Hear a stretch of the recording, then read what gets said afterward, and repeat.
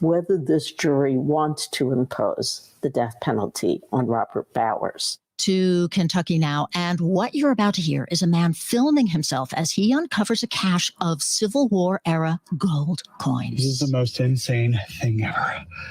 Those are all $1 gold coins, $20 gold coins, $10 gold coins.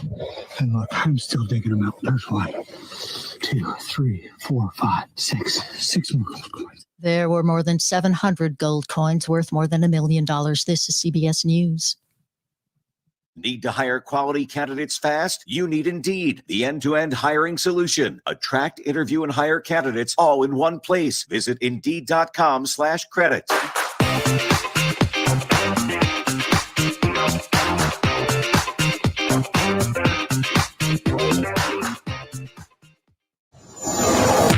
For WAUK The Shaw, I'm Stuart J. Waddles. Here's what you need to know. Now that the victim has died, charges have been upgraded against a Brookfield man that allegedly punched another man outside of a Heartland bar last month. It's now a homicide charge for 64-year-old Kevin Schemmer. He was previously released on a $1,500 cash bond, but a new charge of second-degree reckless homicide has led to his bail being raised to $100,000. The victim's family attended the court hearing advocating for a cash bail of $1 million and suggesting that the incident be treated as a hate crime. There was a boost in big gig numbers. The Summerfest attendance spike for 2023 had 40% more visitors on the lakefront than last year. Summerfest reports more than 624,000 fans this year. I'm Stuart J. Waddles, and this is WAUK News.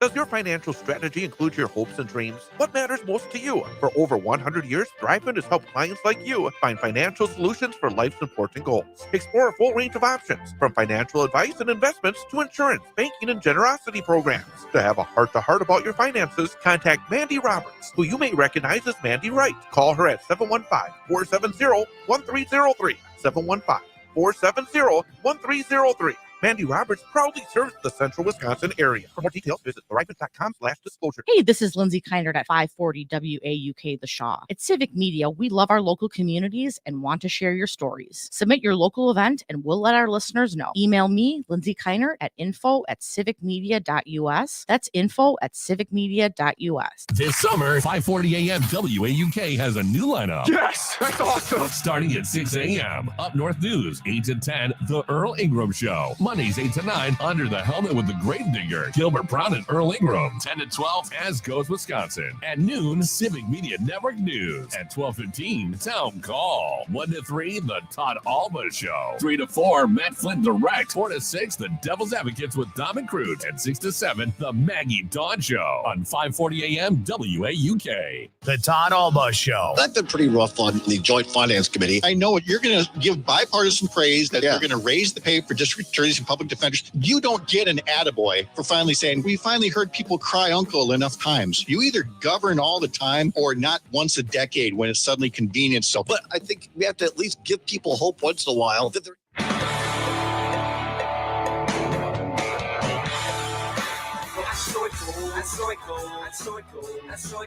What if I just, instead of giving out the talk and text line, just started giving up Robin Voss's number all the time?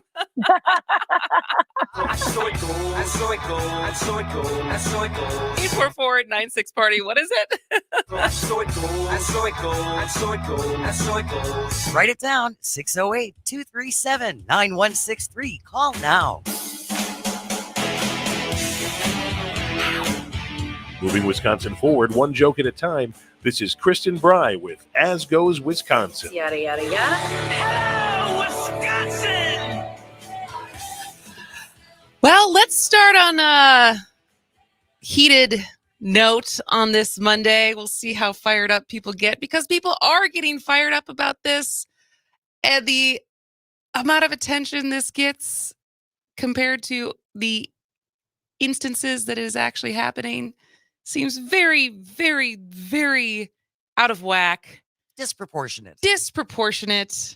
But the question to lead off today's show, Monday, July 17th, where does banning trans kids from playing sports fall on your priority list?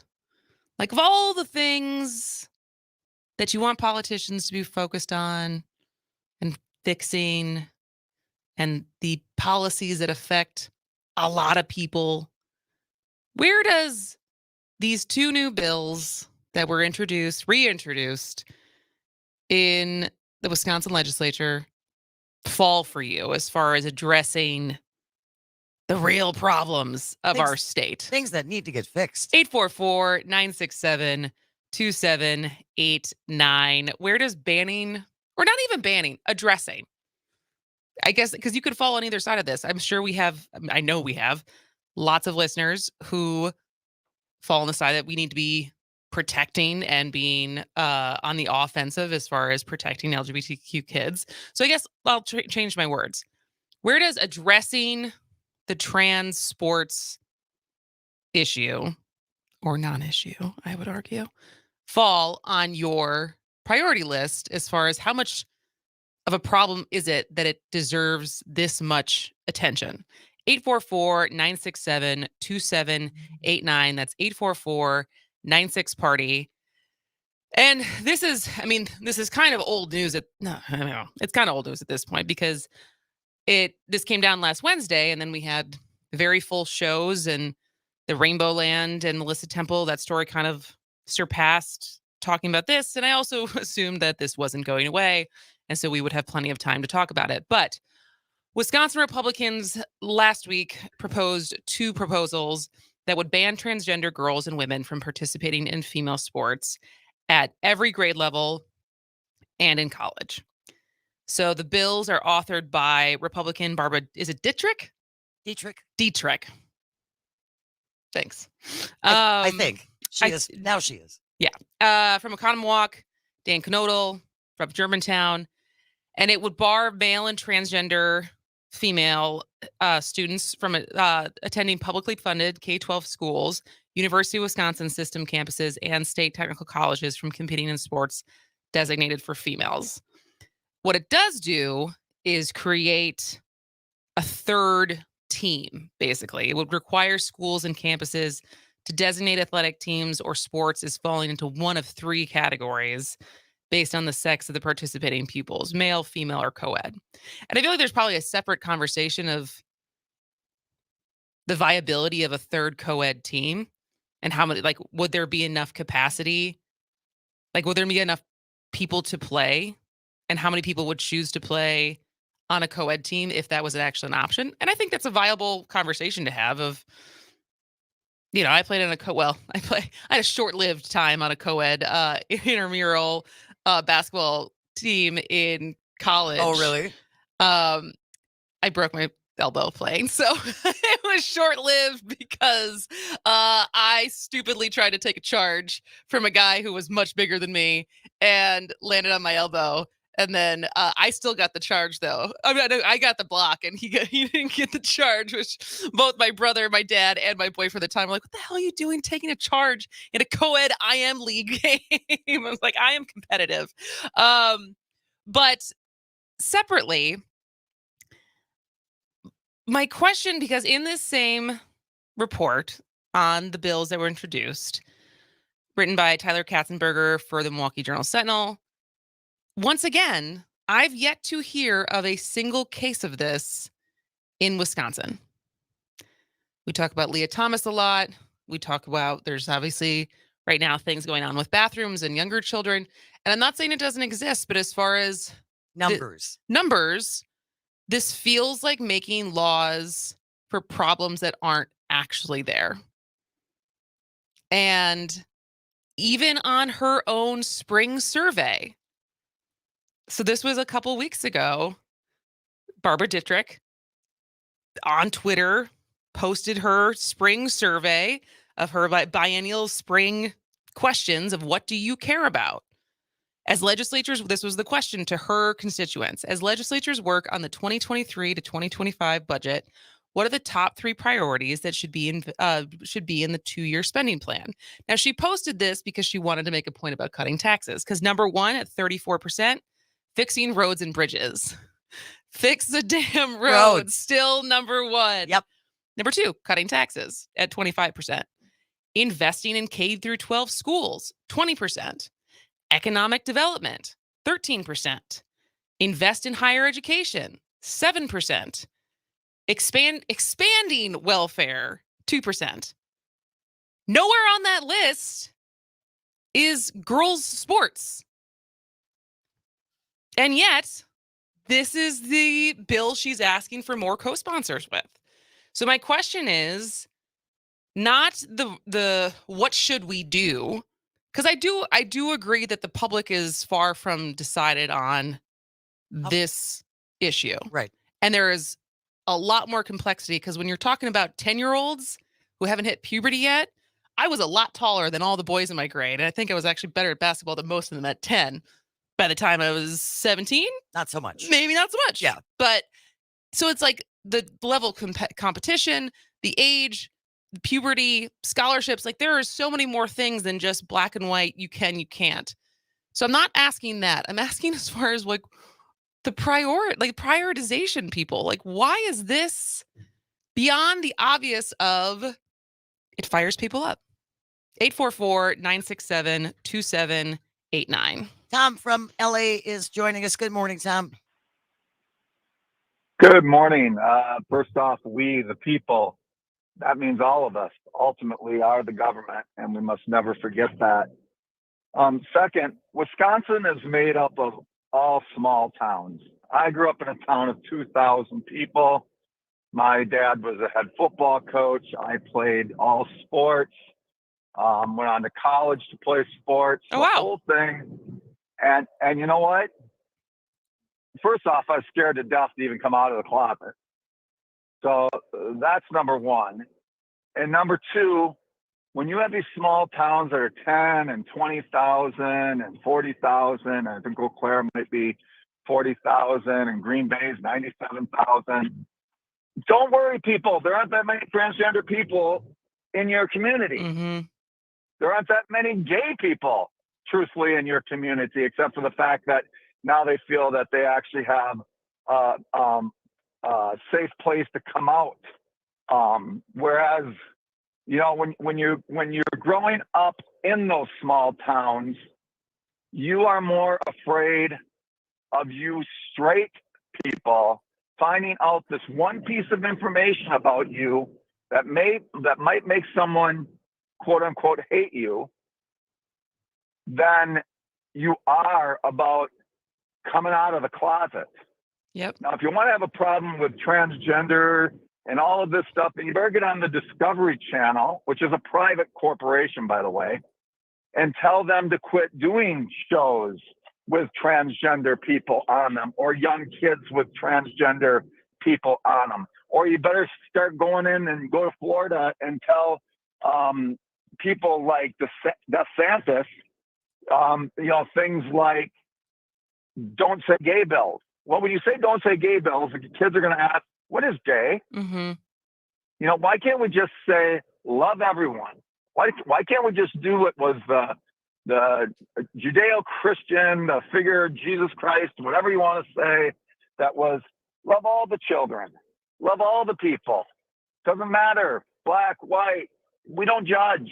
He even said about Mary Magdalene, don't throw those that have cast the first stone.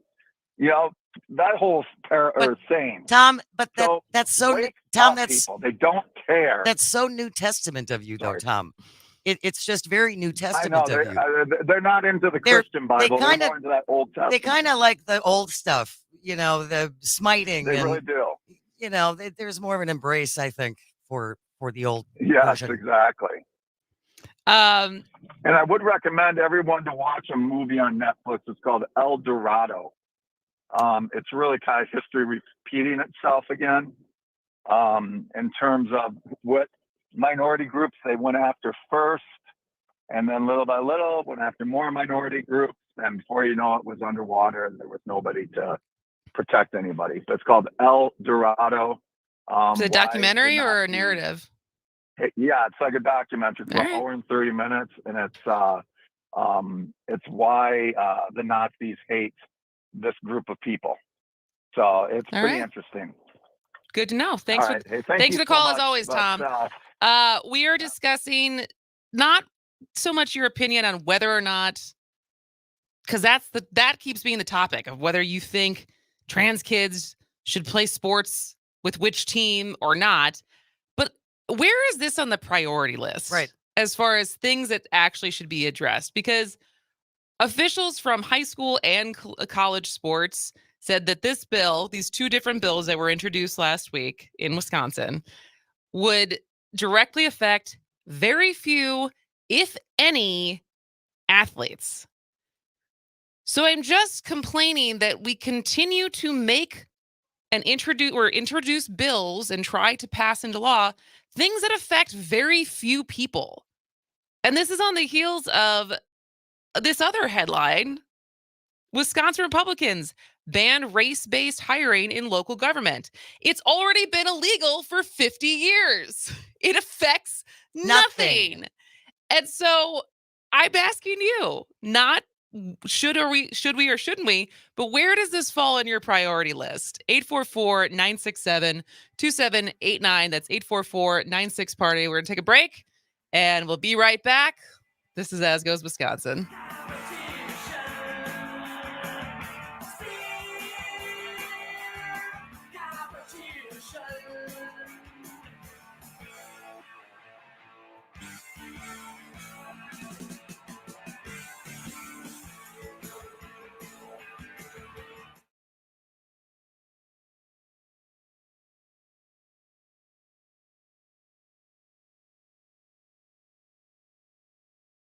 Civic Media isn't just another broadcast company. We're your neighbors. We bleed green and gold, and we love nothing more than to help fellow Wisconsinites succeed. Whether your business wants to advertise to your local community or the entire state, Civic Media can help. Find out more at civicmedia.us. It's time to turn Fridays into Fri-Yays with WAUK.halfoffdeal.com. You'll find deals for spots around town like restaurants, spas, and events. This Friday at 8 a.m., you'll save 50% on tickets to the Milwaukee Air and Water Show, July 22nd and 23rd on the lakefront at Bradford Beach. That's right, save 50% on tickets for this year's Milwaukee Air and Water Show, July 22nd and 23rd. The Milwaukee Air and Water Show continues to be Wisconsin's premier free family event of the summer and one of the top air shows in the Midwest. Gates open up at 9 a.m. both days. Have a splash with the water show from 10 to 11:30. Be amazed with the air show at 12 p.m. and witness the Blue Angels around 3 p.m. For more details about the event, log on mkeairwatershow.com. Save 50%. See the show, the Milwaukee Air and Water Show, July 22nd and 23rd on the lakefront at Bradford Beach. Save this Friday at 8 a.m. at WAUK.halfoffdeal.com. That's WAUK.halfoffdeal.com.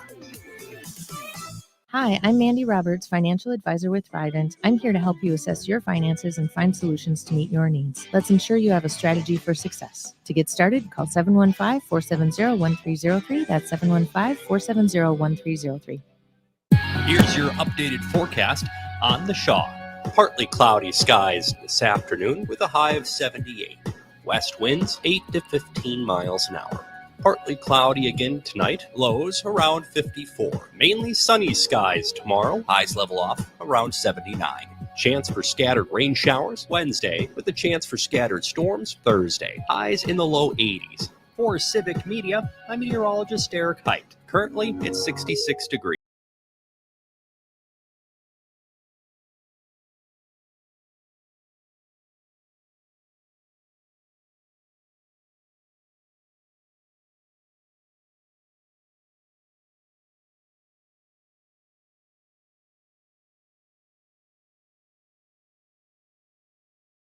And we're discussing the reintroduction of two bills that were introduced in the Wisconsin legislature last week, once again addressing transgender women and girls and banning them from competing in female sports.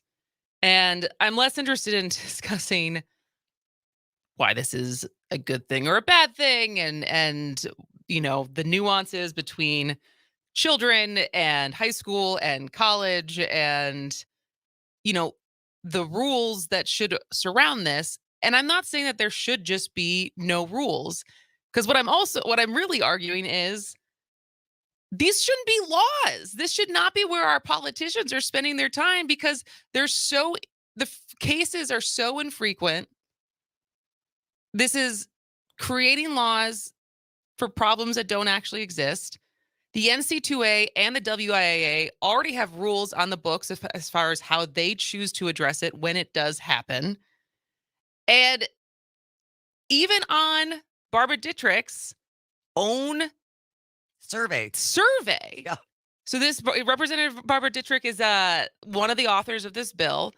And not a week prior to introducing it, she tweeted out her own spring survey of what her constituents want them to be focused on.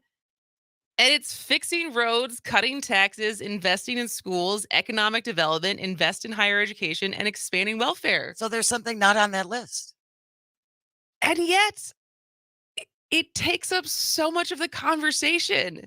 So I'm asking you, where does addressing trans kids and sports fall on your priority list? 844-967-2789. Jack from Merrimack. Good morning, Jack. Thanks for joining us. Good morning. I'm just looking at a couple of articles here online. According to an article in Newsweek, there are fewer than 100. Now, this is they can't do this because of privacy concerns for younger people, but there are perhaps a maximum of 100 transgender college athletes. And according to the New York Times article, that's out of 200,000 women in college sports at any given time, somewhere around 50 to 100 may be transgender. I mean, this is as close to a non-issue as anything that I have ever seen our legislators do. And that's really saying something because they address a whole bunch of non-issues in our legislature. But this whole thing, what this whole thing is about is distract.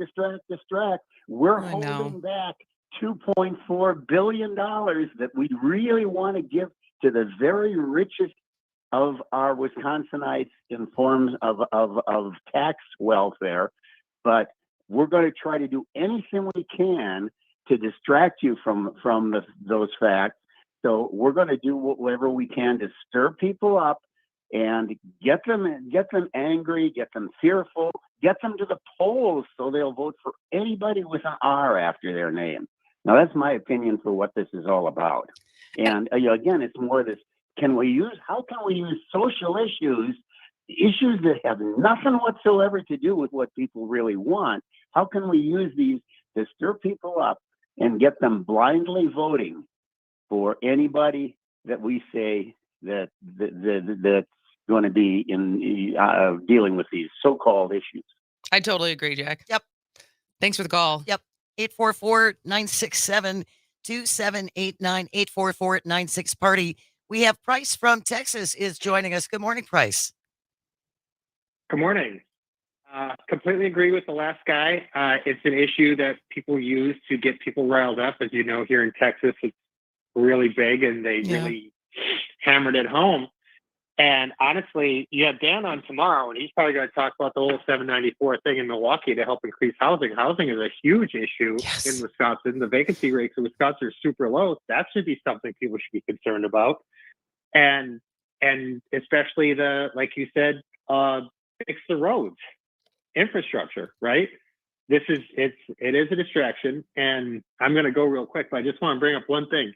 Have you noticed that the people who give the most of a crap about this issue, as in, oh, we got to do this, we got to protect girls' sports, are the same ones on Twitter who crap on the WNBA, who crap on any kind of women's sports in the first place? Yep. And now all of a sudden they're interested in protecting them? Come on. Yep. Now they're the Anyway, big champions. Have a great day. Thanks, Price. I love that Price already knows that Dan's going to be on tomorrow and that we're probably going to talk about 794. Thanks for that, Price. But you do bring up a good point, because the point I want to make, and we're going to dive deeper into it when we come back, because we talked about this on National Women and Girls in Sports Day earlier this year. But you know what? We probably have some new listeners since the last time we covered this topic. Because to me, if you're so worried about defending women in sports and keeping biological males from taking opportunities from women in sports, why aren't you talking about the universities that are across the U.S. who are collectively conjuring the illusion of thousands of more female athletes and athletic opportunities by abusing federal reporting rules? We talked about this earlier this year, but by packing, this is University of Wisconsin, this is University of Michigan, this is literally our top colleges across the country are packing their women's teams with extra players who never compete, or double or triple counting women while undercounting men, and even classifying male practice players as women so that they can rig the numbers to basically fulfill Title IX, but still keep more slots open for men. Where is the outrage about those opportunities if you are so worried about men really sabotaging women's sports? So we're going to talk more about that when we come back.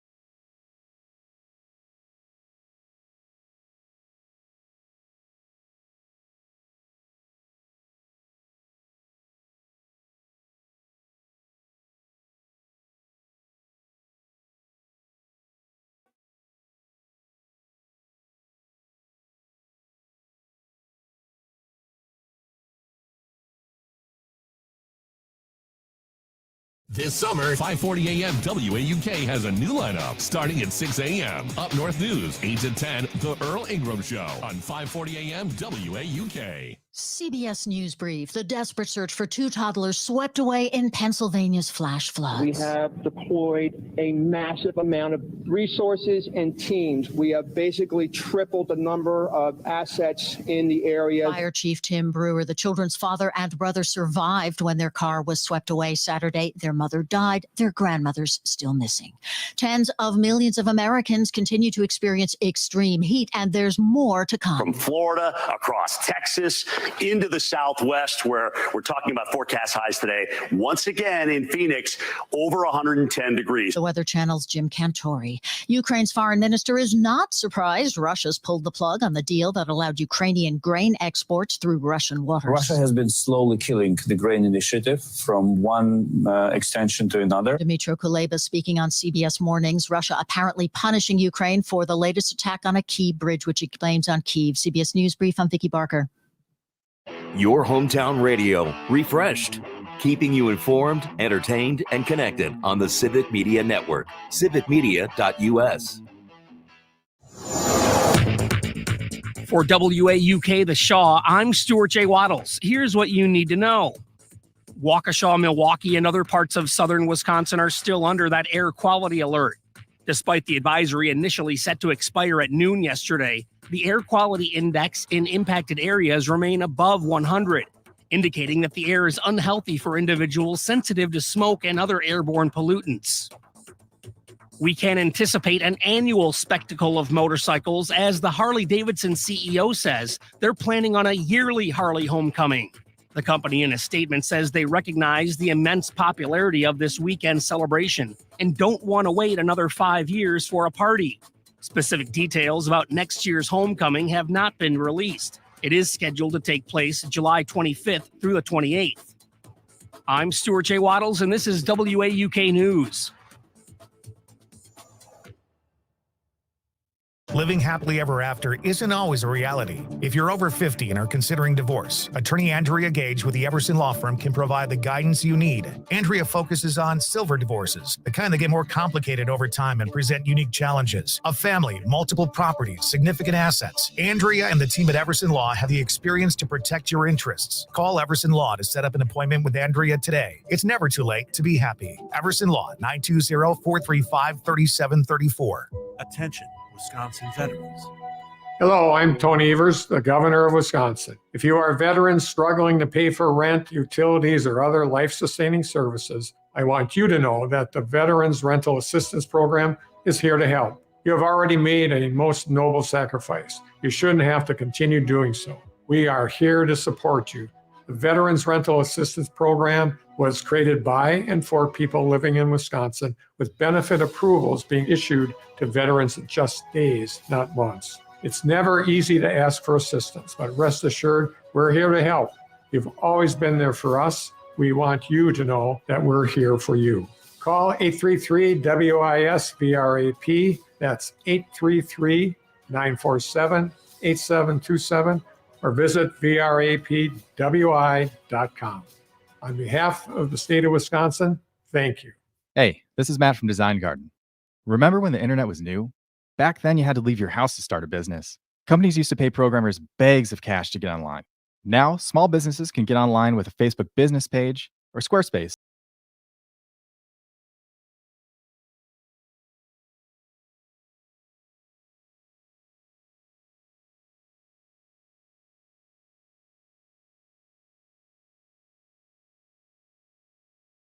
I am Kristen Bry. She is Jane Madnair.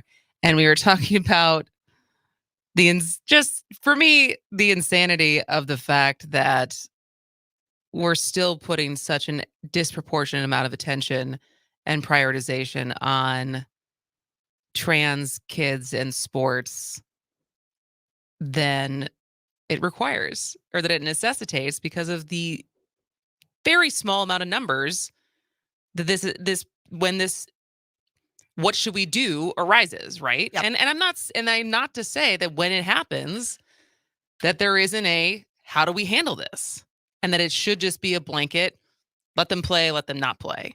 Like, I understand that the Leah Thomas thing is complicated, but I also feel like the NC2A and the schools are closer to those decisions than lawmakers. Yes. And the same thing at the WIA for Wisconsin are, like, they have rules on this. Like, you have to have already committed to hormones and transitioning in order to be eligible to play. And that is a commitment. This is not just like, well, I didn't make the boys team, so I'm going to go out for the girls team. Right. Like, it's not so flippant as that. Right. And trans athletes have been playing for decades. And this is just, they've dealt with it as it popped up. But if this was always such a concern, like, why haven't men been doing this for a while? Like, if there's such a desire to play women's sports just to be dominant, why is it just popping up now? That there, this big concern. Oh, why did I ever think of this before? Right. I missed my chance. I could have been a contender.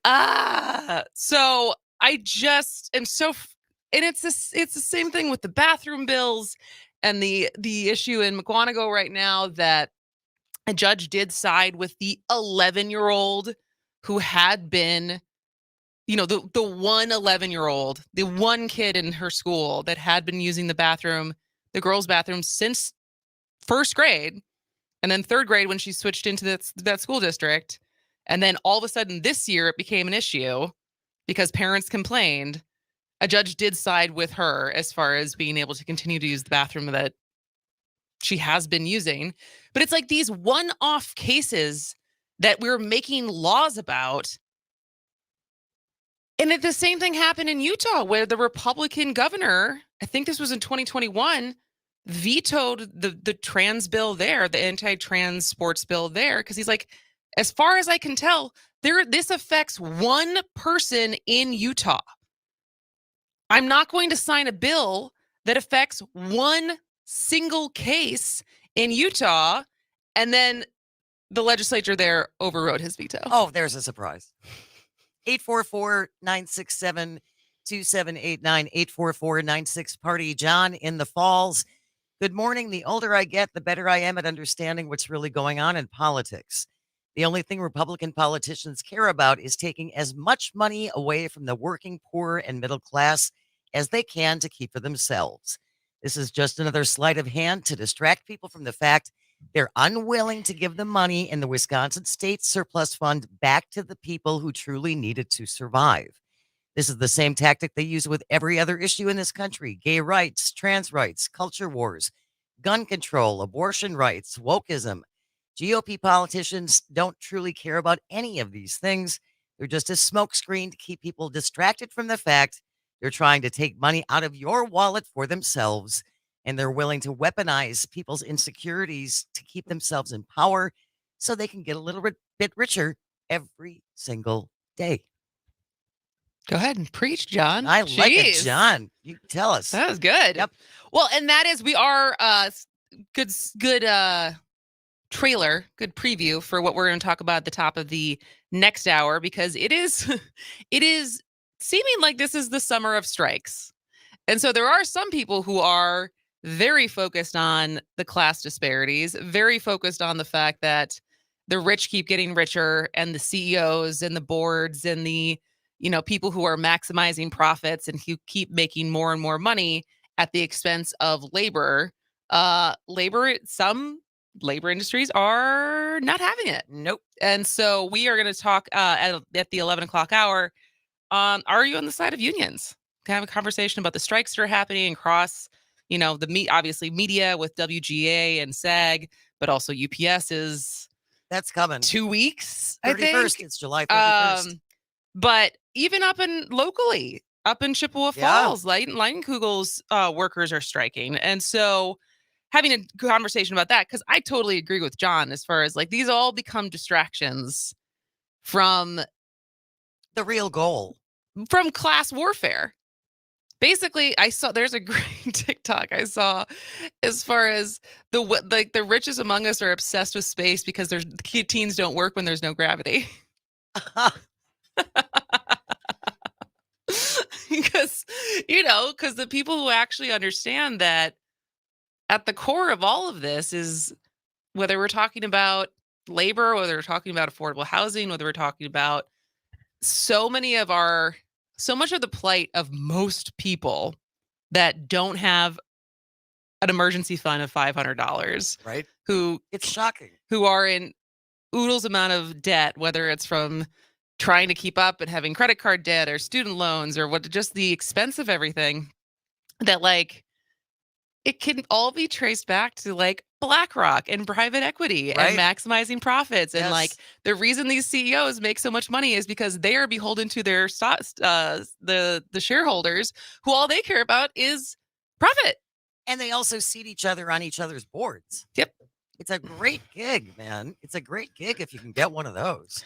But anyways, so to finish up this conversation as a reminder, and I feel like I'm going to keep bringing this up every time the trans sports issue comes up. As a reminder, this was I thought this was an unbelievably well-researched investigation from USA Today that came out May of 2022, to basically little fanfare of the fact that colleges and universities across the country pad their numbers to basically fulfill the requirements for Title IX and avoid actually giving similar opportunities to the men's teams and the women's teams. And the numbers that they throw out. So what did Jack from Merrimack say? It was about 100 athletes. About 100 out of 200,000. So at the University of Wisconsin alone, they claim to have 165 athletes on its women's rowing roster, even though more than a third of them never raced for the school. Some of the women quit before the regular season even started. So on one team at one school alone, that's more people than in the entirety of the NC2A. And yet that is the protect women's sports from those 100 people. Right. Not from the administrations that are trying to siphon more money off to the men's teams still to this day. It's about the girls. To protect the girls. It's about the girls, Kristen. I am very excited this week. The Women's World Cup starts. Yes. So cool. talking about women's sports, talking about, and actually it is, I think there is more and more money, professional. I think investors are seeing that there is money to be made with women's sports. And especially when you look at the brand deals that some of these athletes make, clearly it's just bad business that people have not recognized. If Megan Rapinoe can make this much off of a brand deal, this sports team where Megan Rapinoe plays on could probably be making more money. And so I digress. Let's move on. The good, the bad, and the quiet part out loud. So I think this is a good thing for the good headline for today, because it feels like it means that people are taking advantage of it, that hopefully people are getting help. But 1 year after launch, the 988 crisis line has handled more than 91,000 calls in Wisconsin alone. Wow. So yeah, so it's exceeded predictions for its first year, and it began a year ago Saturday as a part of a nationwide launch in July of 2022. That was kind of spearheaded by Senator Baldwin, wasn't it? Yes, I don't know. I'll double check, but I'm pretty sure. But in Wisconsin, according to the state Department of Health Services, people have reached out for help through the service about 91,000 times between its launch last year through July of this year. And that's up between 35,000 and 40,000 calls to the state crisis line during the same period last year. Nationwide, about 5 million people have contacted 988 over the last 12 months. So I think that's a good thing. It is a good thing that it's being used, and people are reaching out. People know, more and more people know that it's there. Absolutely. So yeah, so that's my good. The bad. Well, extreme weather stalked the globe this last week. At least 5 people died on Sunday morning in Bucks County, Pennsylvania, after an estimated 6 to 7 inches of rain fell in less than 45 minutes. As downpours drenched the Northeast and canceled flights, more record-breaking heat happened in the South and the West, and it's still going to be high this week. In Southern Europe, there was a dangerous heat storm that forced the Acropolis in Athens to close for a second day in a row, and over a dozen Italian cities issued heat advisories. I know I saw another thing this week that, like, in most states, there's no protection for people who work outside to not have to work outside because of heat. I think we saw like the 7 hottest days on record, like basically happened in the last 2 weeks. Oh yeah. So on record, I think in Death Valley, it got to 128 degrees. Almost 130. Almost 130. This isn't normal, people. It's not good. It's not normal. It's not good. As beautiful as it was in Milwaukee this weekend, and felt like we did have air quality stuff again, but overall the weather was really lovely. But we need rain. We need rain. And we don't need Vermont rain. Yeah. 6 to 7 inches in 45. Just try and wrap your head around that. And there are 2 little kids who are missing, who were swept away, that they still can't find. I know. It's horrible. And then finally, the quiet part out loud. So the Senate committee is considering this is in Wisconsin, is considering bills to expand access to birth control and breast cancer screenings. The access to birth control has actually already been passed in the Assembly, and so it's in the Senate now. And unlike the O pill that got approved by the FDA last week, which was over-the-counter birth control, there's a bill in Wisconsin passed by the Assembly that would let pharmacists write you a prescription for more traditional birth control instead of having to see your doctor. And it's actually being co-authored by a Republican, Mary Filikowski. Thank you. And she very pragmatic when you actually read about what she had to say, because she's like, listen, I live in a very rural area.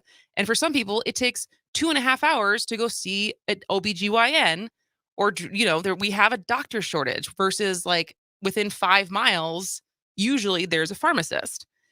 But the quiet part out loud came from Matt Sandy of Pro-Life Wisconsin, who was arguing with her about the bill to allow pharmacists to dispense birth control prescriptions. And his quote is this: "My question is, at a time when state government should be developing and promoting policies that incentivize natural population growth, why would the bill authors attempt to do the opposite by pushing wide and easy access to contraceptives?" Their goal is to take it away. That is the goal.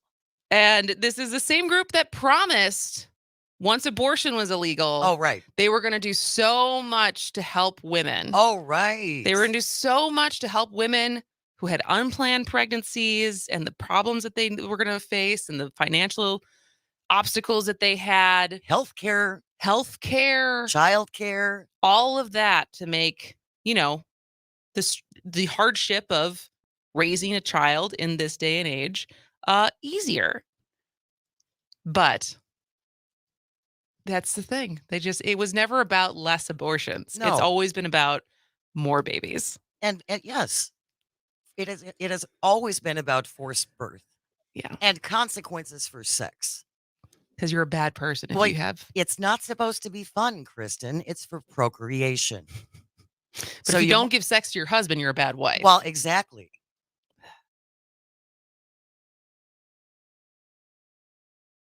But if you don't give sex to your husband, you're a bad wife. Well, exactly.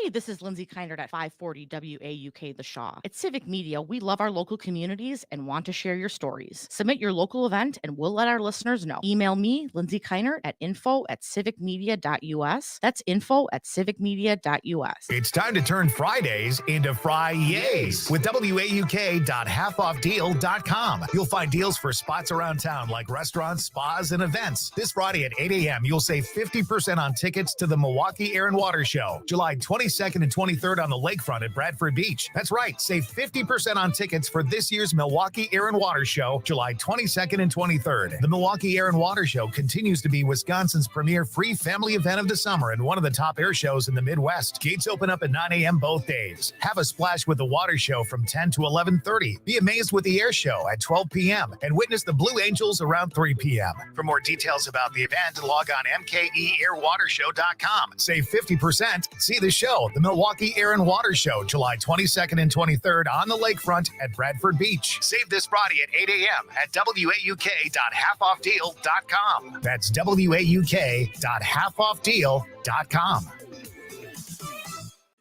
Did you know your favorite shows and hosts are active on social media too? Find Civic Media on Twitter, Instagram, or Facebook and be part of the conversation happening there. And go to our website, civicmedia.us, to learn more about the Civic Media Network.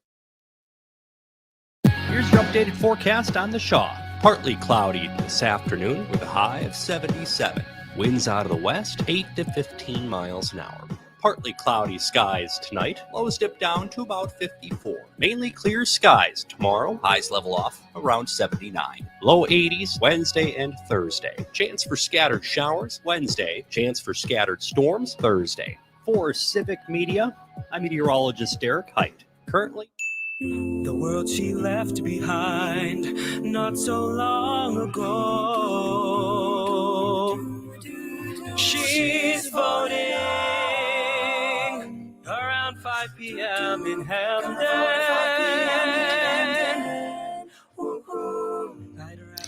Welcome back to As Goes Wisconsin. I'm Kristen Bry. She is Jane Madnair. And there's an election tomorrow. Surprise. Yeah. Not for all of us. In fact, not for most of us. No. But if you live in the north suburbs of Milwaukee, including Germantown, Grafton, Menominee Falls, and Mequon, you may have a special election tomorrow. You're going to want to check on this. Please check on this. We have not given this a lot of attention. And a lot of people have not given this a lot of attention. I think it's kind of gone under the radar. But if you remember, there was a special election for state Senate back in April that kind of wasn't really, I mean, there was a lot of attention to it. Obviously not as much attention as the Wisconsin Supreme Court race. But Dan Knodel, who was a representative, won that and is now a state senator. But this has now been the special election to replace his seat in the assembly. And so voters in parts of Ozaukee, Washington, and Waukesha counties will head to the polls tomorrow. And it is between Republican Paul Miletic or Democrat Bob Tatterson for the state assembly. Now, so certainly go to, I think you should be able to go to myvote.wi.gov and see if you are in these districts. Yep. And, but all rules apply. The polls will be open. You can find everything you need to do there as far as where to vote, more information on the candidates. I can't imagine for us, I feel like I've heard very little about this race. There just hasn't been much discussion. And I highly recommend that you go to myvote.wi.gov just to make sure that you're registered, that you didn't get tossed somehow. Yeah. It doesn't hurt to double check. And two, with the way the lines are drawn now, it might just come down to what street you're on in some neighborhoods. So I would check on whether or not you're supposed to vote in tomorrow's election. Yes, absolutely. But it's also interesting. I was listening to Wiz Politics Rewind weekly show on their Friday show, kind of talking about all the stuff that happened for the week with J.R. Ross. And why am I blanking on her name? Emily Fannin. And they were talking about what could be interesting with this, even though it is a heavily Republican district, that I think that they said that Tatterson actually has outraised Militic. Really? And has campaigned pretty aggressively.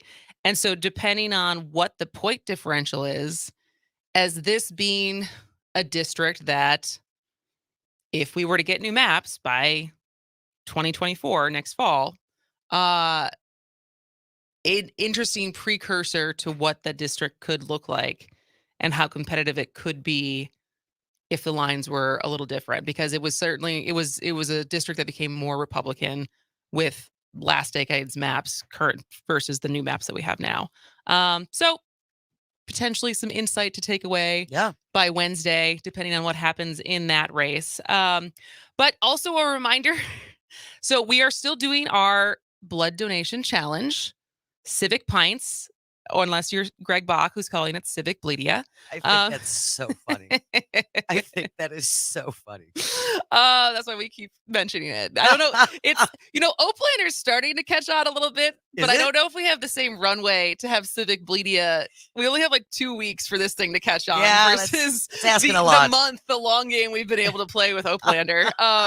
But hashtag Civic Pints blood donation challenge. If you donate blood anywhere in Wisconsin between now and July 31st, you can enter to win many of the different prizes that we are giving away, including Brewers tickets, Wisconsin State Fair tickets, swag packs. And all you have to do is sign up, go donate blood, take a picture, take a selfie, hashtag Civic Pints, and then you're entered to win. So basically easy peasy. And I made the mistake.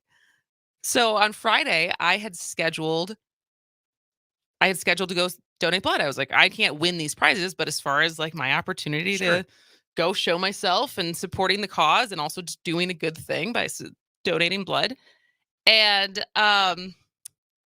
can't donate blood when you're pregnant, apparently.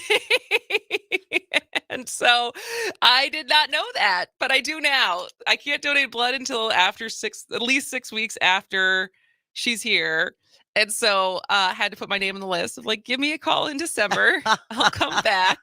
But I was trying to help. But yeah, apparently your intentions were good. Intentions were there to donate blood. But unfortunately, another thing you cannot do when you're pregnant.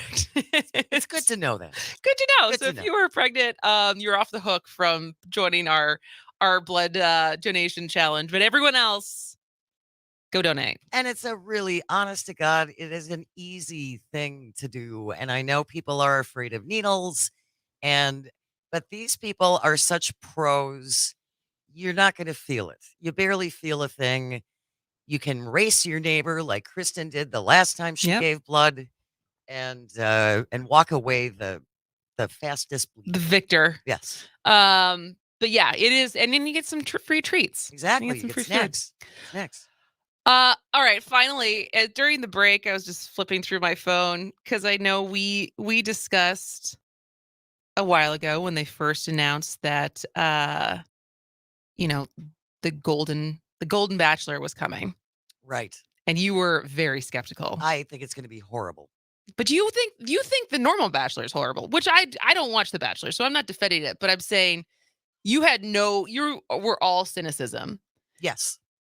So I'm flipping through Instagram at the break, and meet the first Golden Bachelor Golden Bachelor Jerry Turner says it's never too late to find love again.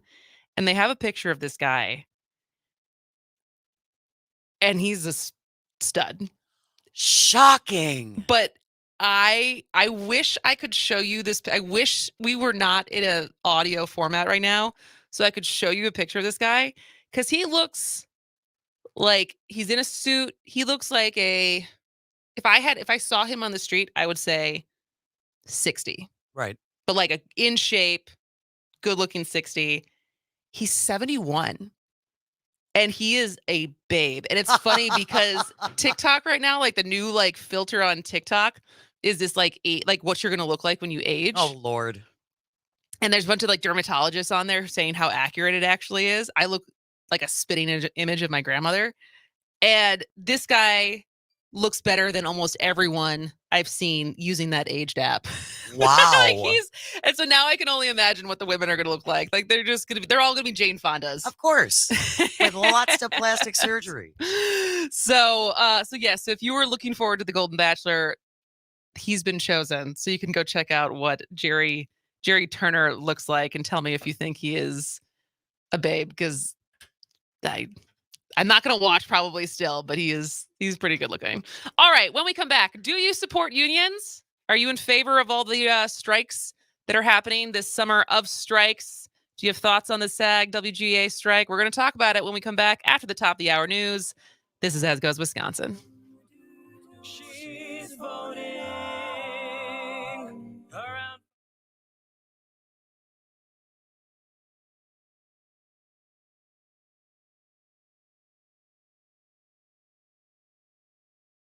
From the kennel to the coop, whatever the season, Fleet Farm has everything to keep your animals happy and healthy. From training your pup to sit season to mastering those retrieval skills season. From clipping your horse for competition season to keeping the backyard birds well-fed season. And of course, loving your pets like family season. There's a reason people say, if Fleet Farm doesn't have it, you don't need it. Because we have it all. Fleet Farm, built for real life. You are never far away from your favorite radio station. We're always streaming on TuneIn and the Civic Media app. And if you missed your favorite show or game, listen to a podcast of it anytime on the app or our website, civicmedia.us.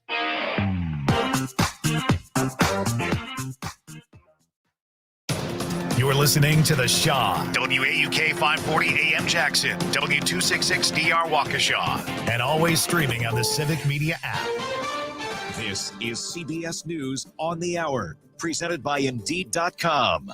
I'm Steve Kathan. It's a desperate search outside Philadelphia for 2 children missing after weekend flooding. We have deployed a massive amount of resources and teams. We have basically tripled the number of assets in the area. Fire Chief Tim Brewer, at least 5 deaths are blamed on the raging water that rose up after torrential rain. On the West Coast, Cal Fire Deputy Chief Lucas Spellman says as the temperature rises, so does the wildfire danger. We have a lot of dry brush, and it doesn't take much to start that. CBS's Jonathan Vigliotti. The rabbit fire quickly grew over the weekend to 7,600 acres before fire crews were able to gain the upper hand. It's about 25% contained this morning. Much of the state looks like a tinderbox after all of the winter rain we got led to a fresh regrowth of new vegetation, which is now drying out because all of this excessive heat. Temperatures are in the triple digits for major portions of California today. In Arizona, readings topping 110 are likely in Phoenix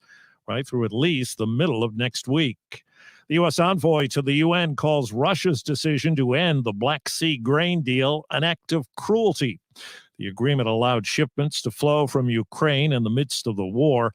Global food expert Caitlin Welsh says if exports tumble, many parts of the world will suffer. If these importers are unable to import from Ukraine, they might be forced to look at exporters that are based in other regions of the world where time and cost of shipping are higher. CBS's Charlie Daggett has got the latest on a new attack that has stopped traffic on a bridge from Ukraine to Crimea, a key pathway for Russian supplies. The last major attack was back in October that was blamed on a truck bomb. Again, the Russian government blaming the Ukrainian military for that attack. In this recent attack, they've gone even further, saying that the United States and the United Kingdom is involved. The final sentencing phase underway today in Pittsburgh for the man who shot and killed 11 people at a synagogue in 2018. Last week, a jury found Robert Bowers was eligible for the death penalty.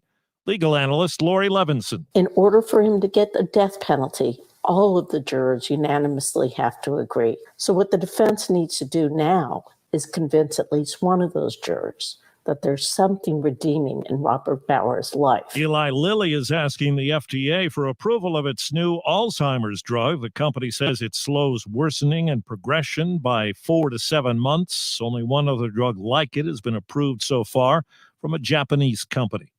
Checking Wall Street. Right now, the Dow is up 54 points. The S&P is up 7. This is CBS News. Find great hires fast with Indeed. Their end-to-end hiring solution makes it easy to attract, interview, and hire candidates all in the same place. Visit Indeed.com/credit. Looking for more local programming? Check out our website, civicmedia.us, to see our entire lineup.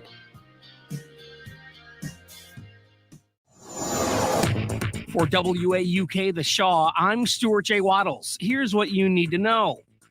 Much of our area, including Waukesha and Milwaukee, continues to be under an air quality alert. Despite the advisory's planned expiration yesterday at noon, the air quality index in the affected regions remains above 100. A 20-year-old silver or gray Jeep Cherokee that has a busted hood and windshield is what you should keep an eye out for. It's the vehicle Milwaukee police say struck and killed a 27-year-old woman Saturday night while crossing West Greenfield and 23rd. We can anticipate an annual spectacle of motorcycles as the Harley-Davidson CEO says they're planning on a yearly Harley homecoming. The company in a statement says they recognize the immense popularity of this weekend celebration and don't want to wait another 5 years for a party. I'm Stuart J. Waddles, and this is WAUK News. It's the Max Inc. Radio Concert Series at the Waukesha County Fair, Thursday, July 20th on the Whammy and Guitars for Vet stage, featuring Iron Plow, Karma Shotgun, and Talent. Music starts at 7:30, hosted by WAUK's Don Brown. The Waukesha County Fair on the Whammy and Guitars for Vet stage. Find more info at guitars4vets.org. Presented by WAUK 540 AM, The Shaw 101 FM, and Max Inc. Radio. We are local music. This summer, 540 AM WAUK has a new lineup. Yes, that's awesome. Starting at 6 a.m. Up North News, 8 to 10, The Earl Ingram Show. Mondays, 8 to 9, Under the Helmet with the Grave Digger, Gilbert Brown and Earl Ingram. 10 to 12, As Goes Wisconsin. At noon, Civic Media Network News. At 12:15, Town Call. 1 to 3, The Todd Alba Show. 3 to 4, Matt Flynn Direct. 4 to 6, The Devil's Advocates with Dom and Cruz. At 6 to 7, The Maggie Dawn Show on 540 AM WAUK. Up North News Radio with Pat Kreitlow. I have Corrine Hendrickson, part of the Wisconsin Early Childhood Action Needed group. The Joint Finance Committee, again in the middle of the night, took that out and said, well, hey, you have all this money coming from the federal government. Why don't you use that to create this program? Well, guess what? We proved it worked. Wages went up $2 an hour. There actually are a couple extra childcare businesses open now than there were about a year ago, and that's going to stop. Just Monday, we lost 2. Weekday mornings, 6 till 8 on your local Civic Media radio station and on the app. Miss our conversations on air? Join the discussion on our social media channels. Find Civic. How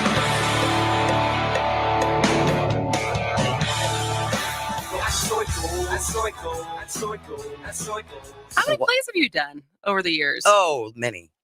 Many. Would you do another one? Should we do a play?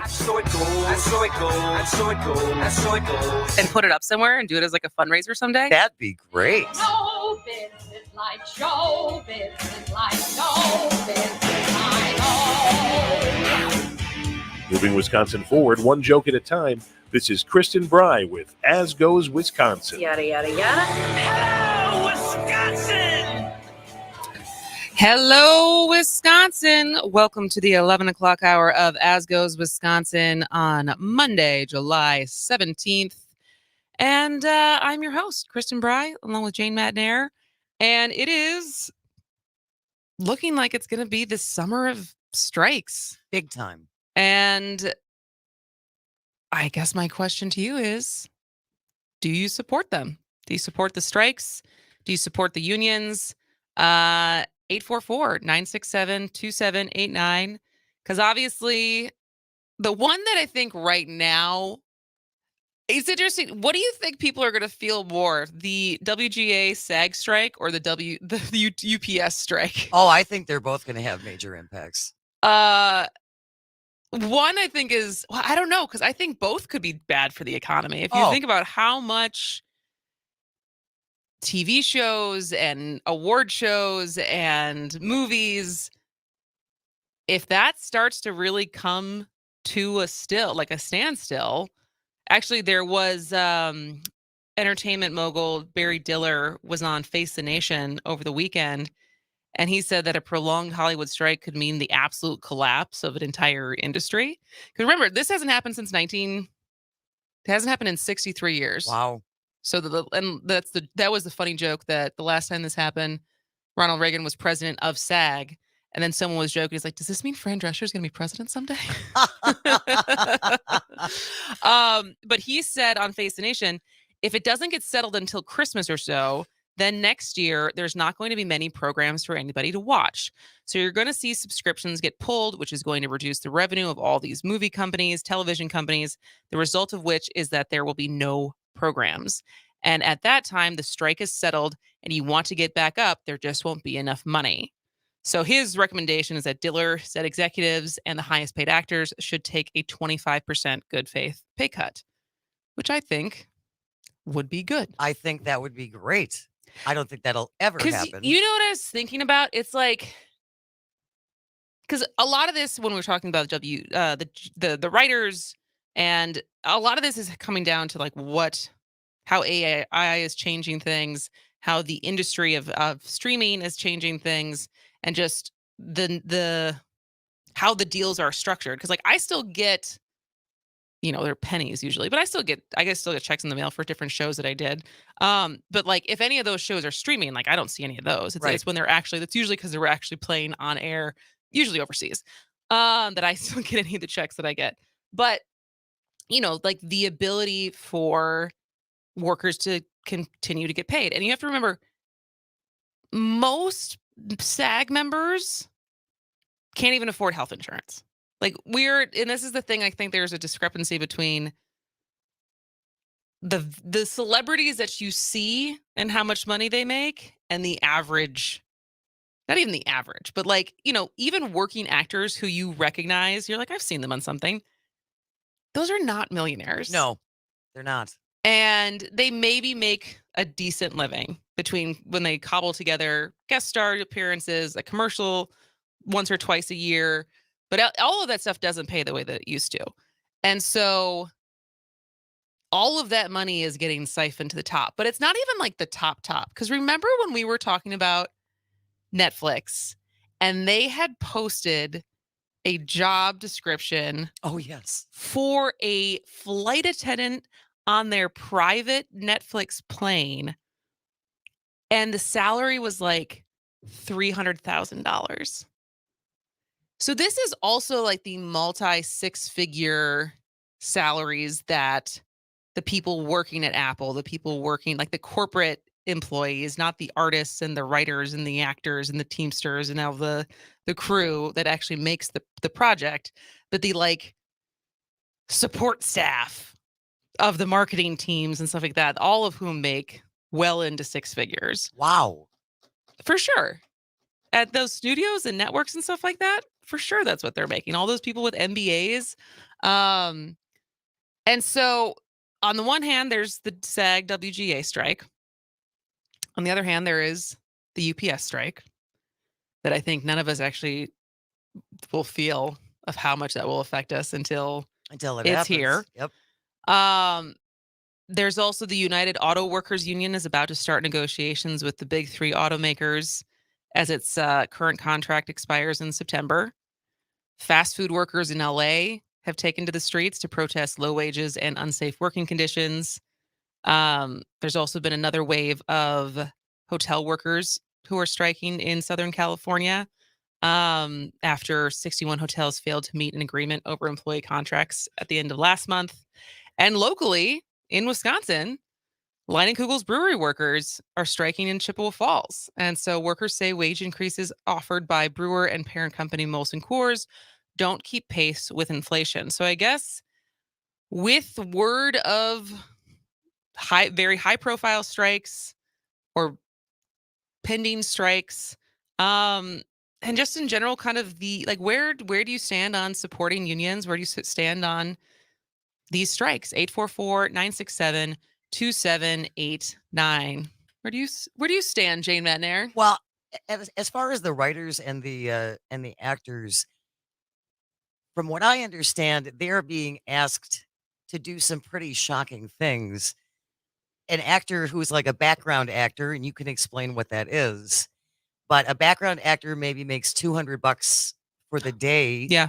And then they want to allow, they want to own that image forever. Yeah. So forever.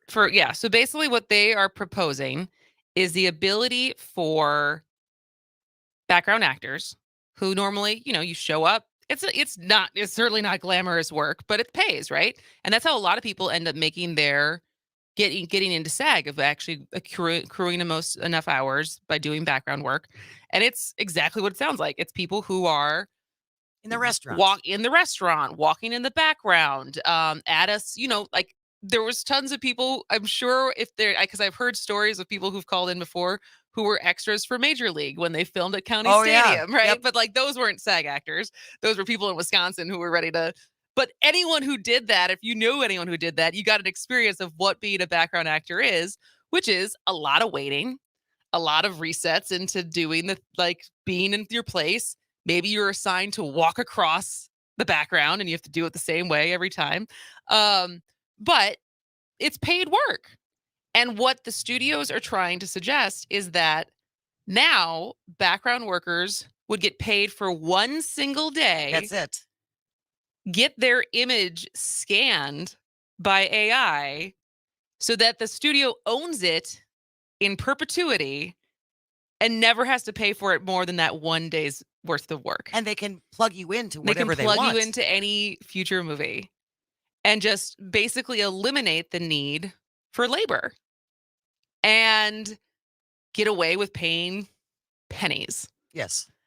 And of course, that is how a lot of people make money. But it's also the fact of it's just the industry has changed. And the fact that Bob Iger can make $27 million a year and then say that the writers and the actors are the ones being unrealistic. I know.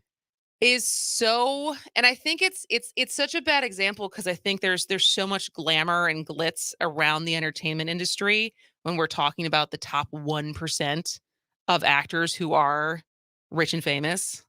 But how many do not fall under that category? By a long shot. And so, but it's the same thing, I think it's the same thing I saw over the weekend, a UPS driver on a TikTok responding because someone, left a crappy comment saying how UPS, because I think full-time UPS drivers make about $42 an hour. Okay. Which is good. Yeah, that's great.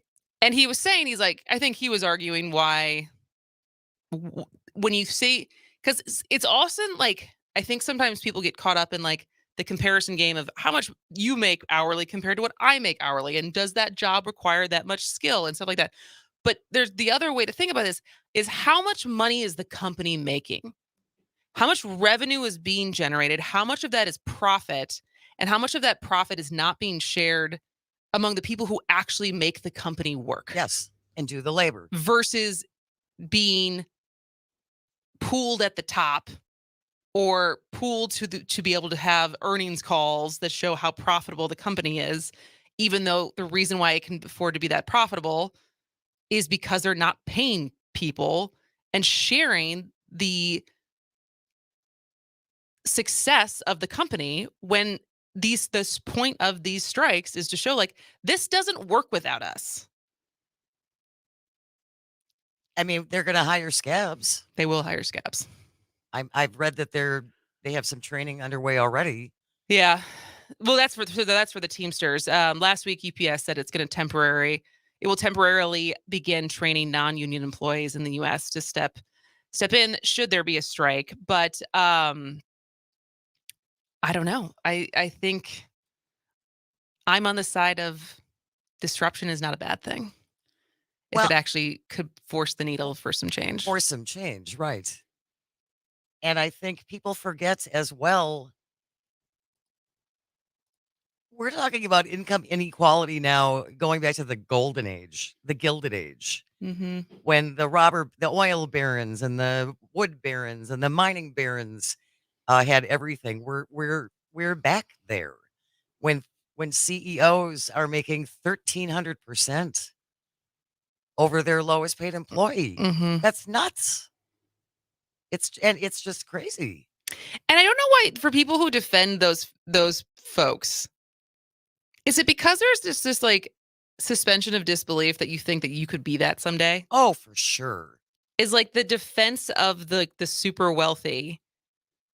And even when we talk about the tax stuff of like, why, like this, like for the average person, even the average person who's above average, right? Like people who are making 100 to 200 grand a year, which is comfortable, but you're not that guy. And still some of these people who just project themselves into thinking like, well, it could be. And we got to protect that guy. That's because it could be me someday. It's like, not likely. You're Sorry, much more likely to lose your job and go bankrupt than you are to ever be that guy. All right. Well, if you have thoughts on, do you support unions? Do you support the strikes that are happening? Are you cheering for the summer of strikes? 844-967-2789. Gotta take a break. We'll be right back.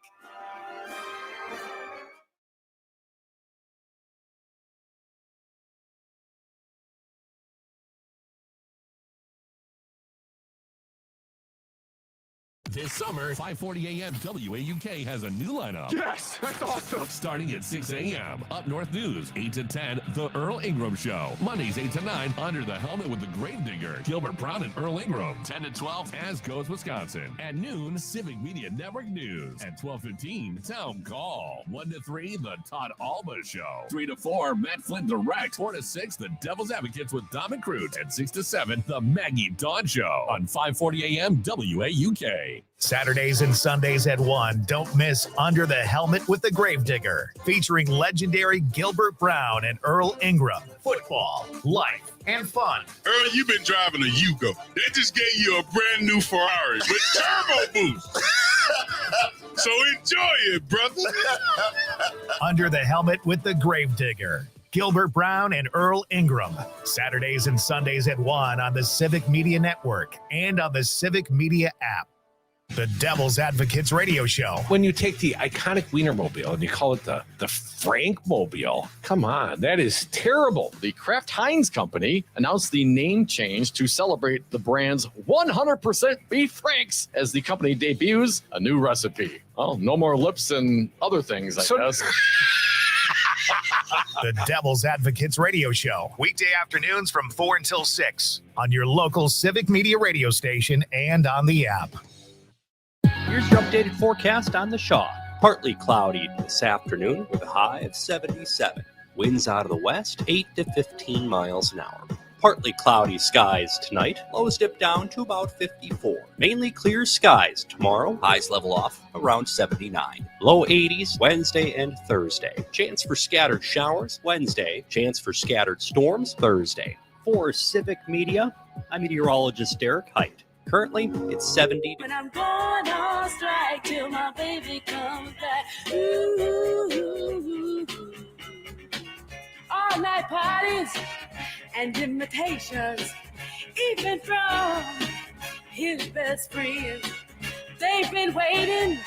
I can tell they've been thinking this would be time I let them in. Welcome back to As Goes Wisconsin. I'm Kristen Bry. She is Jane Madnair, and we are talking about the summer of strikes, seemingly. Sure seems that way. Between the UPS looming strike and WGA, who's been on strike for more than 70 days at this point, SAG, who joined them last week, lighting Kugels up north, fast food workers, hotel workers. Also, the news industry. There's more and more news industry people who are basically renegotiating contracts. I know, like, always kind of getting word with like Gannett, and again, the CEO of Gannett makes plenty of money. Is he struggling? I'm sure I he's think struggling. He's fine. I think he's struggling. And yet, cuts and cuts and cuts, not only to Wisconsin newspapers, but across all of the different properties that Gannett owns under USA Today. And so we're asking you, do you support unions? As you hear more stories of people organizing and protesting and trying to take back some power from, not only the corporations and the heads of the corporations, but also, this comes back to hedge funds. This comes back to private equity. This comes back to shareholders and just the structure of most of these companies. If they're a publicly traded company, is their main priority is to maximize profit at, whatever cost.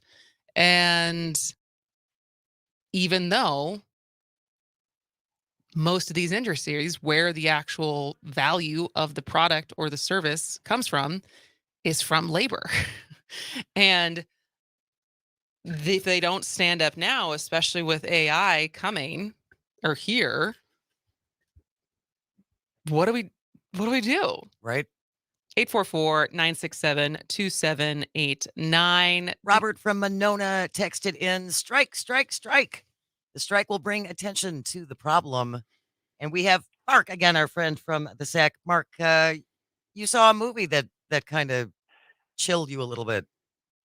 Well, in 1981, there's a movie called Looker, where this one model, I can't remember the details now, but what happened is all these models started dying mysteriously after they had some plastic surgery done. And part of the plastic surgery, they're getting full body scans and all this. And then, but then subsequent to their deaths, their image was being used, maybe modified just a little bit. But I couldn't help but think, this is when I first started hearing about it, the coming of AI, that what that kind of foretold. I mean, but hell, I'm a guy that was concerned back when they changed the name of our personnel bureau to human resources, where people are just no longer persons, or just another resource for the people at the top to use. I mean, that it is just, it just kind of, you just wonder how toxic this could be. I mean, that. Well, we're all replaceable, right? I think it's about, they want to find a way to make more money and get rid of the workers. From the 414, do we support people standing together to get a fair piece of the pie? Yes, I support people that work hard for a company, allowing that company to make money and standing together to get a piece of that labor they helped earn. We as a nation have no animosity against the wealthy, but look down on our noses on the people that work hard every day. Remember, it wasn't very long ago we cherished those same essential workers. Short memories. Yes, I support and I stand with unions. And I've had this discussion with some family members when they talk about the good old days when, there were family sustaining jobs and all of, and there were no problem with getting services. Well, the highest tax rate was like 80%, 92%. 90. Oh yeah, it was 92%. And granted, that's not on your entire, you're not paying 90% of what you're making. It's on that top tax bracket, right? That, like, of that, and Bernie Sanders has talked about this, Elizabeth Warren has talked about this. It's like, after $1 billion, should we not have a pretty progressive? Like, once you've made that billionth dollar, right? Are we really like, no, they should be able to keep all of that? Well, because it's also like, no one makes it on their own. Like, the amount, like, what has to happen? Like, because we always forget, like, the difference between $1 million and $1 billion is basically $1 billion. And the fact that, like, the arguments to be made as far as there is no ethical way to make $1 billion, and yet we want to protect these people. Not collectively, but a lot of people are at least complacent to let them accrue massive amounts of wealth that only continues to stack the cards against everyone else and lead to all of these societal issues that we're seeing because they're trying to make more money. And they're gobbling up the resources for people to have a sustainable lifestyle. Absolutely. And the other thing that was very common in the good old days were strong unions. Yeah. Yeah. It's not a secret.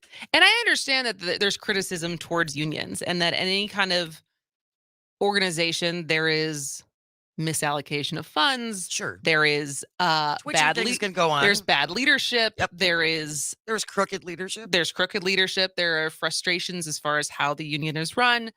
And so it's not that like it's this like utopia, but having power or having a balance and some kind of negotiating power and protection, we can look at history of what that created for people versus where we are now.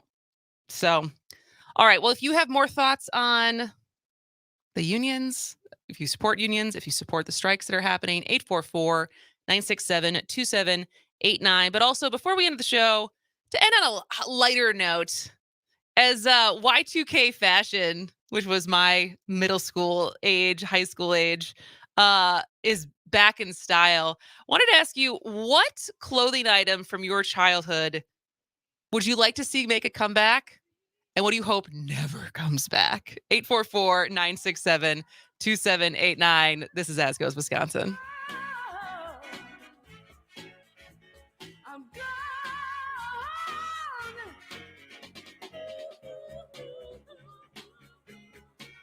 Sitting up crying, reading the newspaper, keep informing me.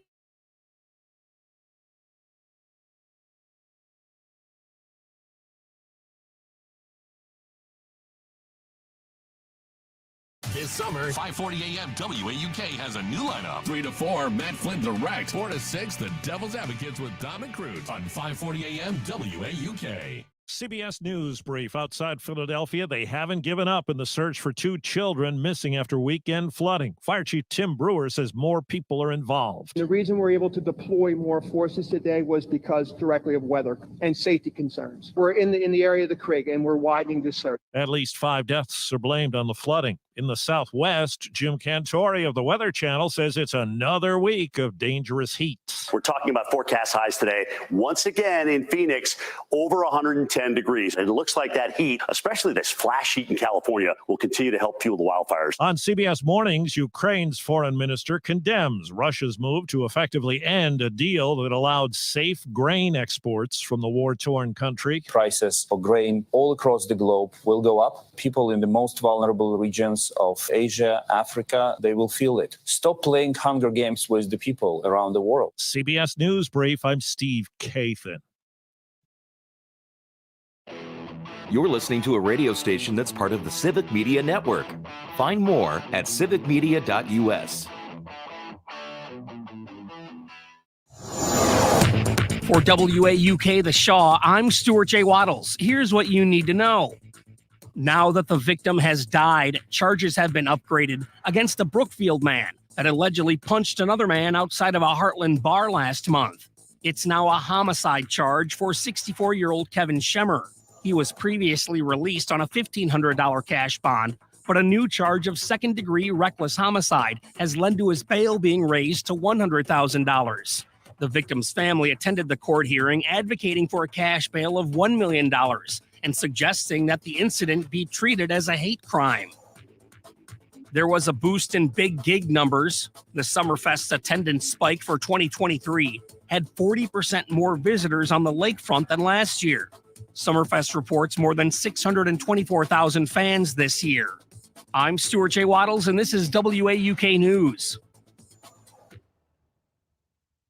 Living happily ever after isn't always a reality. If you're over 50 and are considering divorce, attorney Andrea Gage with the Everson Law Firm can provide the guidance you need. Andrea focuses on silver divorces, the kind that get more complicated over time and present unique challenges. A family, multiple properties, significant assets. Andrea and the team at Everson Law have the experience to protect your interests. Call Everson Law to set up an appointment with Andrea today. It's never too late to be happy. Everson Law, 920-435-3734. Hey, this is Lindsay Kindert at 540 WAUK The Shaw. At Civic Media, we love our local communities and want to share your stories. Submit your local event and we'll let our listeners know. Email me, Lindsay Kindert, at info@civicmedia.us. That's info@civicmedia.us. It's time to turn Fridays into Fri-yays with WAUK.halfoffdeal.com. You'll find deals for spots around town like restaurants, spas, and events. This Friday at 8 a.m., you'll save 50% on tickets to the Milwaukee Air and Water Show, July 22nd and 23rd on the lakefront at Bradford Beach. That's right, save 50% on tickets for this year's Milwaukee Air and Water Show, July 22nd and 23rd. The Milwaukee Air and Water Show continues to be Wisconsin's premier free family event of the summer and one of the top air shows in the Midwest. Gates open up at 9 a.m. both days. Have a splash with the water show from 10 to 11:30. Be amazed with the air show at 12 p.m. and witness the Blue Angels around 3 p.m. For more details about the event, log on mkeairwatershow.com. Save 50%. See the show, the Milwaukee Air and Water Show, July 22nd and 23rd on the lakefront at Bradford Beach. Save this Friday at 8 a.m. at WAUK.halfoffdeal.com.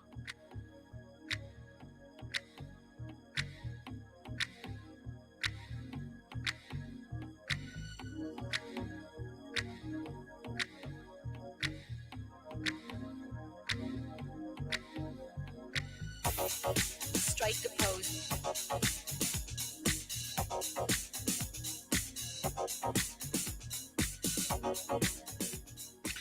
Welcome back to As Goes Wisconsin. I am Kristen Bry. She is Jane Madnair. Jane, were you a fashionable person when you were young? No, I would say not. You were never into like the trends? I wanted things that mother wasn't going to buy for me. Okay.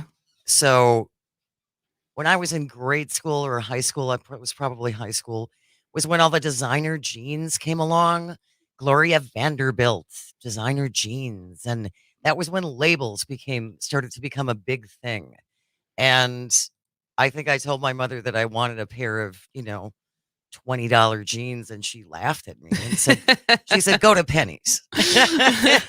So, yeah, I was not necessarily one of the fashionistas at school. What about once you were you had your own money?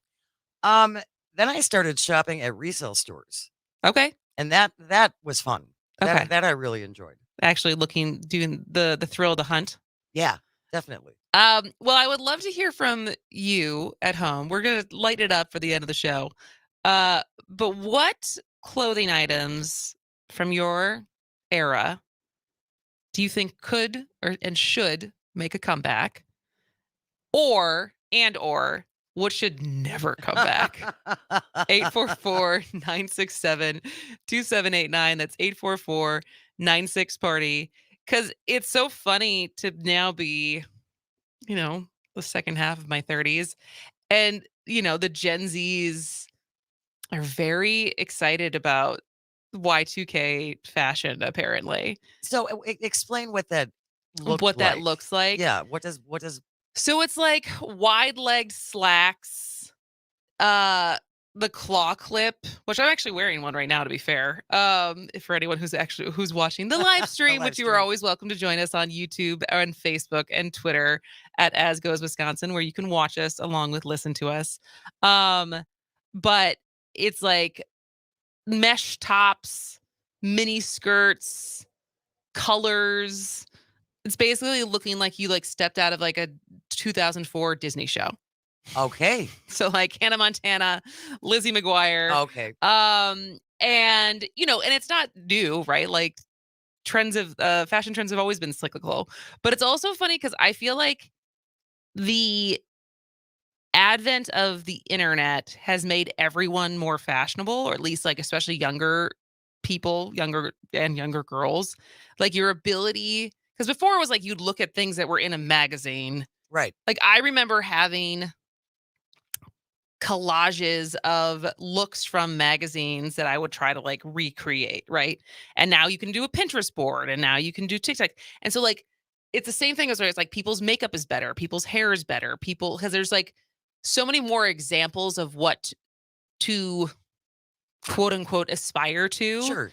Versus, even though the internet in the early 2000s, like it was a thing, I feel like it wasn't as I feel like I look back at some of those things, it's like it's kind of like the 90s also were like not a great fashion era as Well, far that as like was stuff that was flattering. no, it was all grunge, wasn't it?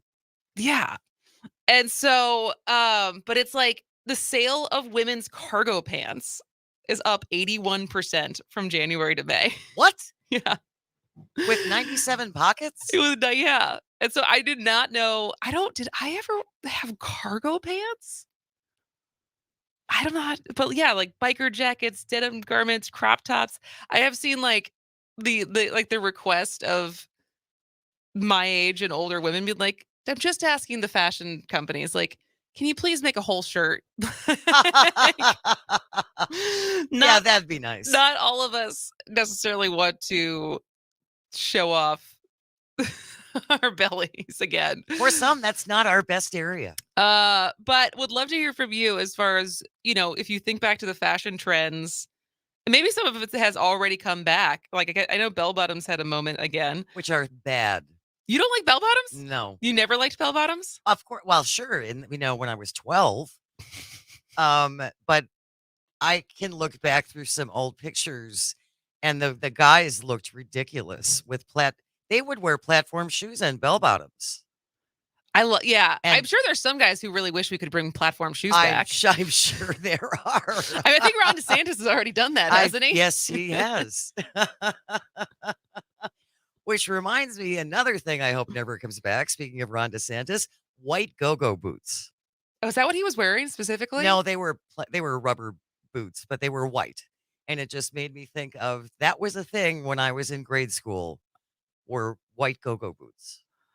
I'm trying to I whenever I think of bell bottoms, I think of that scene from Dazed and Confused in the very beginning when the girls are getting ready and they literally have like a pliers trying to like zip up the pants because like the tops were they were super high-waisted and super tight. Super tight. And I always thought about that. I was like, well, what do you do when you have to go to the bathroom later and you didn't bring your pliers back out with you and you don't have a bed to lay on to get them back up? But Yeah. I've tried to think of other like moments in fashion that whether they're fashionable or not, but also like fun. And so would love to hear from you on clothing items from your childhood that you're hoping make a comeback or hoping never come back. 844-967-2789. And I saw this question asked somewhere else and saw some answers. Heelys is one. Those were the sneakers that could be roller skates. I wonder if they still make those, because I know that they still make like the light up shoes. Like I see little kids running around, and especially once even when we were camping last weekend, one of Mike's cousin's kids, she was wearing them all day, but then once the sunset actually, and she was like, oh, she has the little light up shoes that I remember. Like we still had those, and those were so fun. But Heelys were the ones that you can roll on. Now you can get them with lights. Oh, both. Double whammy. Heelys with lights for $45. All right. So they haven't gone away. No, they haven't. Maybe not as popular. No. But now that they light up. The big thing for I'm hoping these never come back, but I remember my age, this was high school, and I'm guilty of this. And I'm sure plenty of white kids in Wisconsin are guilty of this who are around millennial age. Puka shell necklaces. Oh, wow. See, I helped originate those. Oh, I mean, I was really? in the generation, well, it was in the 70s, 60s and 70s. So, for sure, I had a puka shell necklace. Was it like a tight one? Like a little choker? Yeah. Yeah. I had one that I think no, I didn't make one, but I was in high school. I had a puka shell necklace at one point. I also made a lot of my own hemp necklaces. Oh. And like between like hemp necklaces and like friendship bracelets and stuff, like as far as like I see women like people who crochet and stuff for like to keep their hands busy now. In high school, I was really into keeping my hands busy with making those, but I was also really into beading. Really? Yeah. It's like I had tons of beads and stuff, and so I would make my own like beaded necklaces and spend way too much money, like whatever money I had at the time at bead stores. But I don't feel like that's as like I don't know the last time I saw a beaded necklace. Oh, but that's still a very big. I mean, there's a beads and buttons show in Milwaukee. Oh, is there? Yes, every year. All right. It's been going on for decades. Decades. I'm trying to think like what else was really I remember Jenko pants. I hope those never come back. What are Jenko pants? Jenko pants were really big like for skaters. I was never, let it be known, I was never a skater. You mean an ice skater? No, like a skateboarder. Oh, okay. And this was, I think, late 90s. And they were just massively oversized pants. Like they fit your waist so they wouldn't fall down, but like how wide the legs were. And like sometimes they'd have like a stripe up the side. Or if there was a little while that they came with like patches on them that like sewn into them already, like that said Jenko or had some kind of like caricature or cartoon character on it and stuff, like anime or something like that. Okay. So I'm sure my mother at some point was like, "Why the hell is she wearing these?" Like, you know, because that was just what's cool. And I feel like they weren't functional though, because it's just like a lot of fabric. And you must have just been a skinny beanpole. You must have been drowning in those. Oh things. yeah, absolutely. But yeah, crop tops where I remember were big. And those are already back. But I'm trying to think, like, is there any like older stuff like house dresses? House dresses, like comfortable cotton dresses that like could make a comeback. Wow, they were so ugly. Were they? Oh yes. If I'm remembering correctly, and if I'm not, please call and correct me or send a text 844-967-2789. But in my recollection, house dresses were always floral, and it just snapped up the front. But they could probably make them like more flattering now, but with the same concept of just, I mean, I guess that's kind of what a sundress is now. Pretty much. Although a sundress is much more flattering than a housecoat. It looked like a cheap bathrobe. I mean, that's what I remember. All right. They had pockets. That was a big advantage. What was like the least functional thing you think you ever remember being like, this looks good though? Oh, overalls. How are overalls not functional? For a kid, what do I need to be? I mean, I was a teenager. I didn't work on a farm. But it was a real big trend for girls to wear farmers' overalls. Like oversized farmers, like. Yes. Because now I think overalls are still a thing. Is it fashionable? I don't know. I've certainly seen a lot of maternity overalls that I keep debating. Do I want to buy a pair? But I have a pair of overalls that I just, for the summer, just to throw something on with a tank top. Yeah. That's functional though. I'm talking about like something that is like, this doesn't make any Serve sense. any purpose? Mood rings. Ah. Yeah. I loved my mood ring. Was it accurate? No, it's all by body temperature. It would change colors depending upon how warm or cold your hands got. We got a couple texts coming in from the 608 WAUK. What is the deal with the high-waisted mom jeans being a thing again? Seriously. That is a thing. Mike's sisters and I as well. We, they're comfortable. Are they? They are comfortable, but yeah, they're like high waisted, and it's kind of like the SNL mom jeans skit where it's like the 9-inch zipper, and you're like, why does it need to go that high? And it makes your butt kind of like look a little flat and wide. But for some reason, they're popular again, and every time me or one of his sisters wear it, Mike's like, why are you wearing those ugly pants? Oh, that's hilarious. But those have certainly come back in style. And then up in Green Bay from the 920, never again parachute pants. Oh, boy, that grew up in the 80s. Parachute pants. Oh man. I feel like, are parachute pants like hammer pants? That's what I would. Yes, that's what I. I feel like those are probably comfortable. Oh, I don't doubt that they're comfortable, but they look kind of like a harem pants. That looks good. I mean, I'm also in the stage of my both life but also pregnancy right now that like everything is just for comfort. Oh, for sure. And I've constantly asked that, like, when is this stage? This is, I'm probably going to get into some trouble with my mom and other older women of like the threshold of when you cross the Rubicon to like start shopping at Chico's or like the other like older women's stores where like everything's like a linen pantsuit, right? And like it's clearly you're you're still trying to look good, but like you start caring way more about it if it's comfortable, absolutely, than if it's fashionable, absolutely. And like there's just like an older woman's style that starts to become like, and I like when does that happen when you're like, well, this is where I shop now? I think it's probably in your 50s. Okay. When where do you shop now? I don't shop. I just don't. Fair. I recycle. I have things that are so old. Yeah.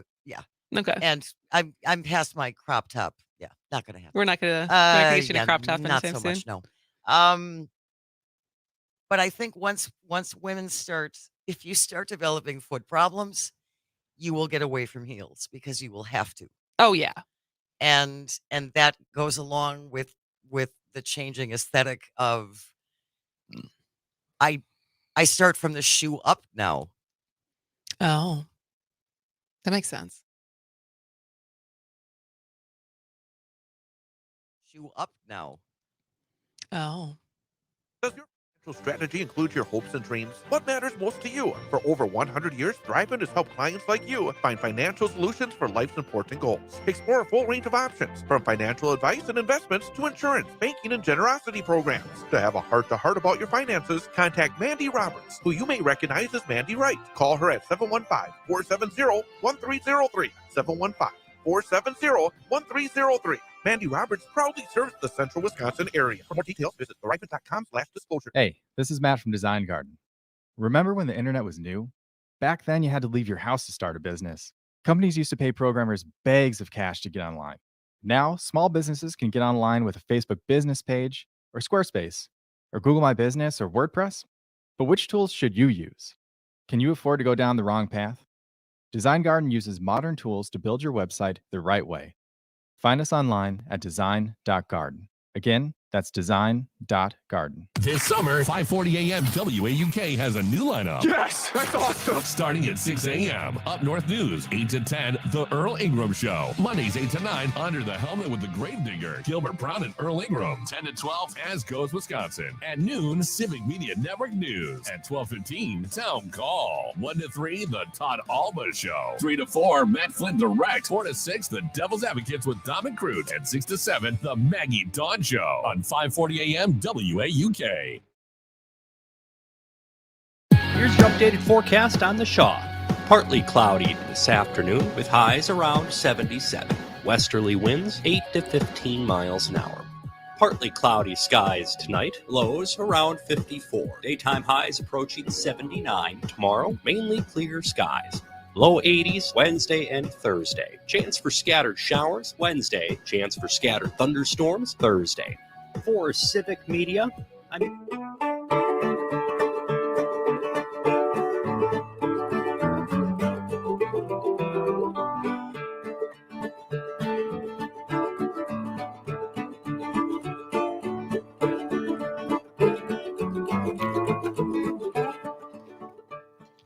Welcome back to As Goes Wisconsin. I'm Kristen Bry. She is Jane Matnair.